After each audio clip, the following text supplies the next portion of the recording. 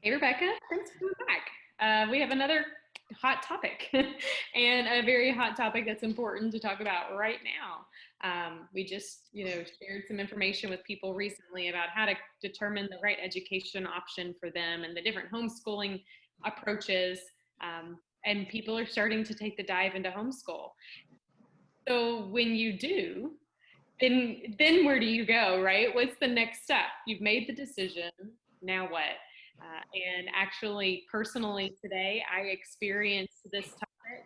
You helped me through it, and I said we got to get on and record this and share with others because one thing to make the decision to homeschool.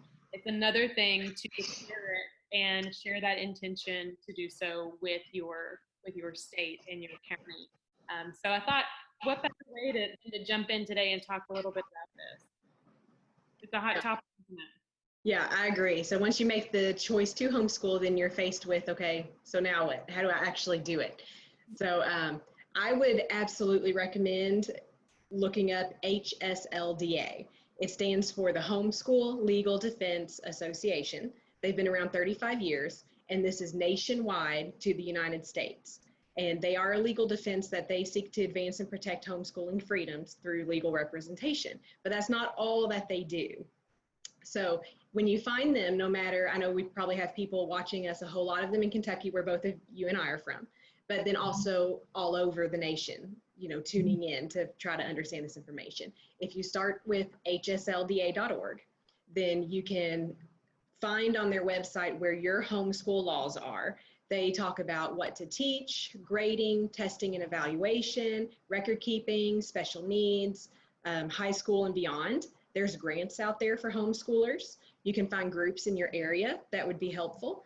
So that's the best place to start because you definitely want to understand what your laws are in the state, and they are not all the same. So 50 states, we have 50 different sets of laws to consider. And that's where a lot of people start getting tripped up. Well, the website is really, really user friendly. In fact, this morning I sent you a text and I said, "Oh my goodness, my county's requiring something." And the very first thing you told me was go to hslda.org. I'll make sure to put this link into the description of this video when we put it up on YouTube, but hslda.org. And when I went there and clicked on Kentucky, it so cleanly and simply outlined exactly the types of things that I needed. And that's really important because as you helped empower me this morning with the knowledge of, everyone has great intentions. All counties and states have great intentions, but not everybody understands the laws. And sometimes they are requiring more information than really you're required to share. So it's very important when you make this decision that you formalize it by sharing your intent with the state. But there is a process to do it, and you want to make sure you do it right. Right. Yes. You want to do it right for the state that you're in so that you meet all your requirements and you're covered.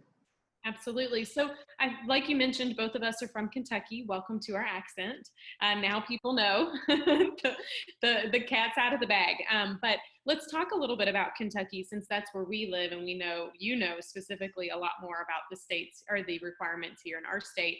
However, those who are in other states, be sure to visit HSLD as in dog a.org.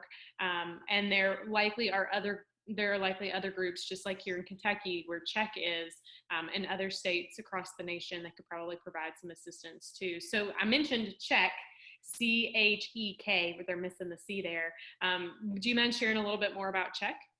Yeah, the CZECH organization is, they stand for Christian Home Educators of Kentucky. So that is specific to our Kentucky state laws. And just like what HSLDA does on a nationwide base, this is what CZECH does for us when we localize down to Kentucky. So I'm sure other states have groups like CZECH that would be helpful at the state level. So that being said, that's where you can find a whole lot of the good laws. You can find it through HSLDA or CZECH, either one. But when we start talking about homeschooling in Kentucky, there's some specific things that our laws say that we have to do. So we do not have a homeschool statute in Kentucky, but we operate as a private school. So that's important to understand. So there's 4 main things that you have to do when you homeschool in Kentucky. You've got to notify the Board of Education annually within the first 2 weeks of the start of a local school district. And the only info that you need to tell your district that you're homeschooling is called the letter of intent. So if you're on websites and things or on other groups, you might see LOIs. That's what they're talking about. So the letter of intent only needs to tell the names, ages, addresses, and of course the parents have to sign it so that they have the parent names. That's what you send in to your school district. So whatever county you're in, you'll be sending in your LOI to your superintendent of your school district. This is just to notify them that you are homeschooling. They do not need any other information. So we'll get into that a little bit later, but all they need on your LOI is the names, ages, addresses, and the names of the parents when you sign it. Let me ask you, so do they require the name of your school? I think I do put my name on. I do not. When you talked with CZECH earlier, did they say you have to use the name of your school? No, they didn't acknowledge that as a requirement. But I do know a lot of people share that. And for those watching, don't fret about that. We're going to do another video talking about naming your school and how that can be a really fun experience. But if you have a name, I think it wouldn't hurt to share that. Yeah, it does not hurt to share the name, but you don't want to give them any other information that would be considered overreach by the county. That's not within your state laws. You want to stick to your state laws. So, yeah. Okay, so notify the board with your LOI. I was going to say, let me share a little bit about what happened today. So my county required me to also include the curriculum we're using and the calendar year or when school will be in session. That's when I got the red flag. I'm like, that's never been required in an LOI. I connected on Facebook with CZECH and I'm looking at my notes, HSLDA. I will remember that one day. HSLDA. I connected with both of those on Facebook. They have groups on Facebook you can follow and message directly. Within minutes, CZECH responded. I took a photo of the declaration that the county that I live in was requesting, and CZECH made it very clear exactly what you're saying, what you need to require, what they're required to share and what you're not, and that you don't have to fill out this declaration. You do have to do this letter of intent. That is very, very important. So just to reiterate, and CZECH is there to help us here in Kentucky. So they're wonderful. I already speak their praises. Yeah, and a lot of counties are just really honestly trying to be helpful. So people come to them and say, okay, I want to withdraw my child, I want to homeschool. And they have some prepared documents, just like what you're talking about, that they might hand you and say, this will help you homeschool. And they're not trying to do anything against the law. They might just not be understanding all of the laws or interpreting them correctly when they're asking for some of this extra information. That's really not required. So that's where it's important to know what your laws are. So on top of the letter of intent, in Kentucky, you also have to keep attendance and scholarship reports, and they're supposed to be around the same time frames as your local school district. So usually a report card, however you want to do that, every 6 to 9 weeks is about how that runs. You also have to teach for the required number of days. For Kentucky, that's 1,062 hours within 170 days. Now you can hit that lots of different ways. I personally count every quarter of the hour, and I let my hours snowball. So every time I hit 6 hours, I record that as a day. Some people figure that, you know, they're learning 6 hours a day anyway, and they'll just do a check mark on their calendar, and every check mark counts for 6 hours, and that's how they keep their attendance. So lots of flexible ways. As long as you hit 1,062 hours in 170 days, you'll be covered. And then the last thing that we have to do in Kentucky is teach the required subjects in English.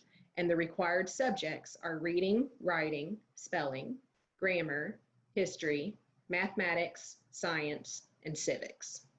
So if you do those 4 things, you are within Kentucky law, and nothing else is required of you, even if a school district asks it. Because you got to think that when you separate from your school district and you're going to homeschool, you are now a private school.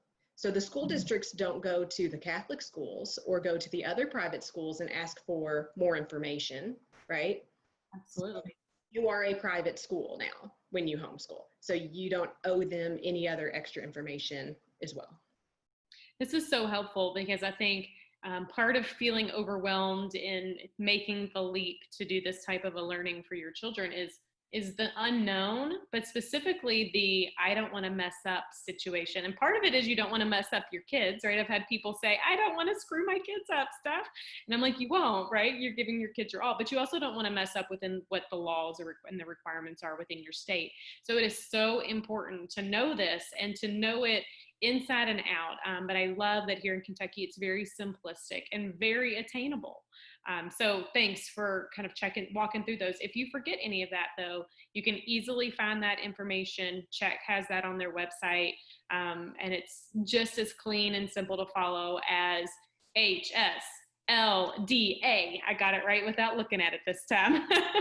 That's wonderful. Now, it's really important to know your laws, but let's wrap up the discussion by kind of talking a little bit more about why are these laws in place? Like what does our state care about this type of stuff in this intricate level? Well, every state gets to come up with their own homeschool laws. And of course, we all care about the children. We want all children to be educated. There is a small handful of homeschoolers that, will hit the news every once in a while, and they give a bad name to the rest of us. So there's, they talk about, well, there might be more abuse in the homeschool community because nobody else is helping watch. And yes, I understand some of those situations happen, but the percentage of when that actually happens versus the rest of us, worldwide that homeschool and we're successful, our kids go to college, it's a great opportunity for our kids. It's the media, of course, we all, understand the media. They will take one small incident and it will make everybody look bad. Right. So of course we need laws. We need laws to help keep these kids safe. We need laws to help, the parents understand how to get your kid, educated and college ready. But then we want free choice. We want to be able within those laws to educate our children the way we know they will learn well. So I think it's not always ill intent to homeschoolers. I think sometimes when the school districts are asking for whatever information, if it is qualifying as overreach over the laws, it's not always meant, with ill intent. They're doing the best they can. And the homeschool community in general, we anticipate some overreaching during this period because there is going to be a mass exodus to homeschool. So districts are going to be losing money. That's part of it. But then there's teachers and administrators, they truly care about these children and they want to understand, and to know that they're being taken care of, that they're being educated well and all those things. But it's very important for us to retain our freedom as homeschoolers to educate our children the way we choose to educate them without being not responsible to the other party, but what word am I looking for, Stephanie? Not being required. Yes, held accountable. That's what I was looking for, to another. Because we are a private school, we're accountable to ourselves as long as we are following whatever state laws. So it is very important for you to know your laws and to understand them, to know what's required of you, and to check them every single year because laws do change. And if you're part of these organizations like CZECH and HSLDA, you can be watching for those changes to come through. And they are like the bulldogs of homeschooling. So they will help get that information out and blast it out when there are changes that we need to be aware of. So just real quick, a couple of things that we talked about what you do need to do for Kentucky that, to be able to homeschool in Kentucky, but some other points that you do not have to do. Okay, those are just as important to know what you don't have to do. You do not have to tell them why you're homeschooling. You do not have to tell them your curriculum choices. You do not have to meet with the school in order to homeschool. Now, if you need to go pick up transcripts, things like that, of course, but you do not have to have, like exit meetings. Some people, get on and they're talking about their school wants exit meetings. That the state does not require you to do that. You do not have to do that. You do not have to show your school the progress reports or the portfolio of work unless they request it. That is in Kentucky law that they can request it and then you would have to show them, but you don't have to just submit it to them every year. You do not have to let anyone in your home to evaluate your homeschool unless they have a legal warrant to do so. So there are times like the abuse situations, if there's been an inquiry about your family, if there's been a complaint about your family, there will be investigations. And you do have to comply if they have warrants, but if they do not have a warrant and they're just wanting to check up, you do not have to comply with that. And I have always been advised not to let them in the home if they do not have a warrant. But if you do need to meet with them for any reason, to request a different location, a neutral location, and have a third party present. And at that point, I'd be shutting my door and calling HSLDA to come and help me handle that. So HSLDA and CZECH both, they will help people for free, but they are organizations that you can become a member of. So when you become a member of HSLDA, you can pay the annual fee. And if you ever do run into any legal trouble, no matter what it is, they would represent you. And they will still help represent people who are not members, but it'll cost out of pocket. So supporting these organizations is a really great thing to do. Absolutely. Well, I mean, literally today in 10 minutes, CZECH gave me exactly what I needed and reinforced what I was thinking. So I can already see the value. I also wanted to acknowledge that if you are like, what is a letter of intent? I hear that I need to do it, but I'm stressed out writing it. You go to CZECH's website, CHLSA.org. They have a sample letter of intent that you can download and adjust based on what your needs are. So I'm really, again, this is other people helping other mamas out, and it's continuing to support one another as we navigate this process. If you walk away with anything from this today, I hope that you walk away that empowered to better understand the laws within your community and your state, know them inside and out, and evaluate them annually.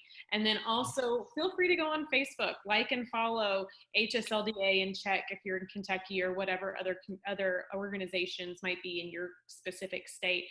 They're going to really provide you the resources that you need so that you can breathe, rest assured you're doing the right thing, and be able to focus on helping your children, which is the whole goal of what homeschooling is about. Rebecca, any last words? Do you think we got it all handled today?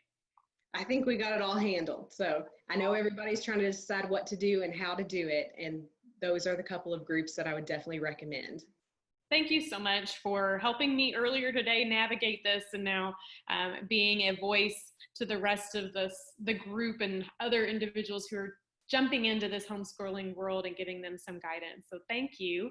And for those of you guys who tuned in, be sure to hop on over to Facebook. Visit us. We are Mommas Helping Mommas. That's facebook.com/groups/Mommas Helping Mommas KY. Join our group. You can ask questions in real time and get real-time answers there as well. Also, consider subscribing to our YouTube channel. Groups and conversations like what Rebecca and I are doing today will continue to evolve. And if you've got a need or a question that you would like for us to dive in a little deeper on, shoot me over an email at mommashelpingmommasky@gmail.com. Hope you guys have a great day. Thanks for tuning in.